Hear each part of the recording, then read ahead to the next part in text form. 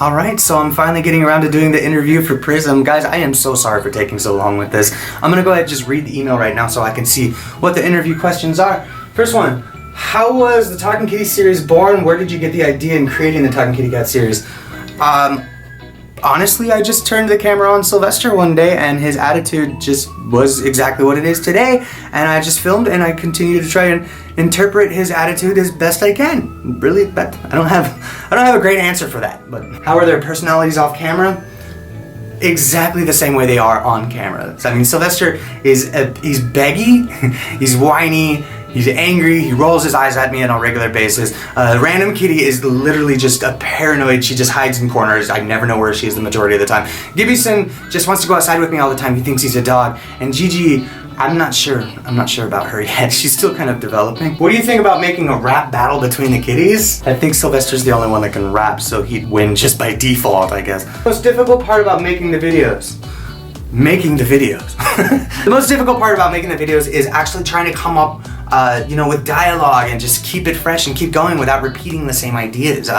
That's really the most difficult part of that, and the fact that it's so time consuming that it's really just me. I mean, yes, Celia helps me out every once in a while if I need it, but for the most part, this is a one-man show. There's nobody else helping me. I'm the one running the cameras and the lights and the editing and creating the music, and it's hard. It's a hard thing to do.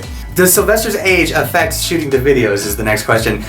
Well, yeah. I mean, did you see the one where he grinded out his own tooth so he could eat more wet food? That was really just my way of saying, damn it, he lost another tooth. Okay, so the next question is basically how and when we got Sylvester. And honestly, it was around the same time when Celia and I very first got together. We were living in a little cheap apartment and we just wanted a cat. So she looked through the paper, actually. It was old school.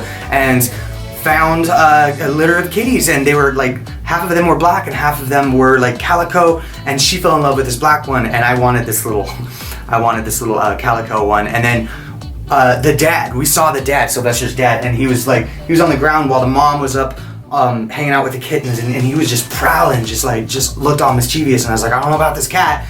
And then when they told us that the litter had been born on Halloween, we were like, yeah, give us the black one. Why doesn't Celia appear in the videos?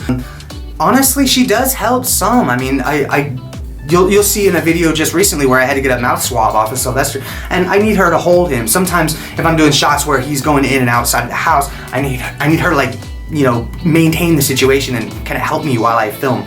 But yeah, other than that, she doesn't really want to be on camera.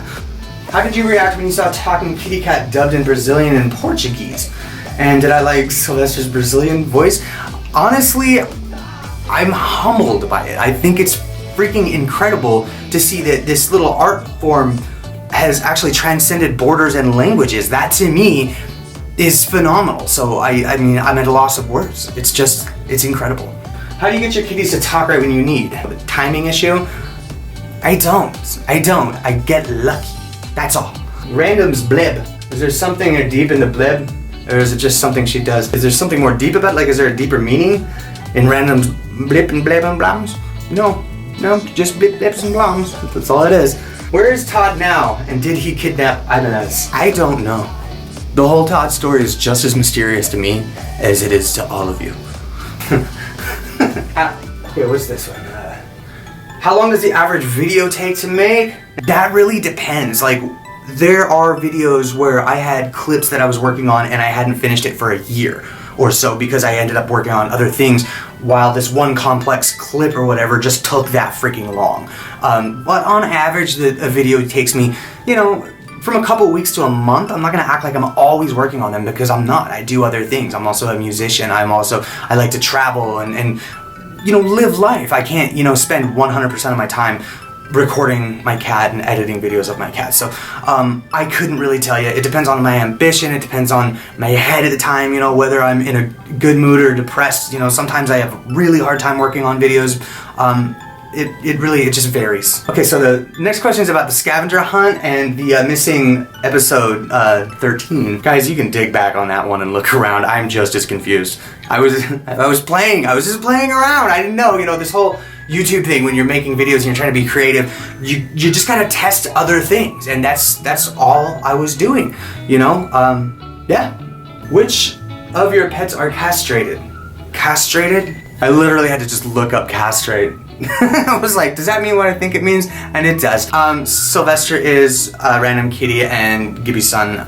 Gigi is not, and I never did get Shelby fixed. We were gonna try and have puppies with her, but I think it's kind of past that point now. Where'd my emails go? Next one says, Sylvester's raps are great. Do you plan to release a full version of the songs like, cause I'm a motherfucking cat? Maybe. Honestly, I don't know. Those are just little fun additions into the video.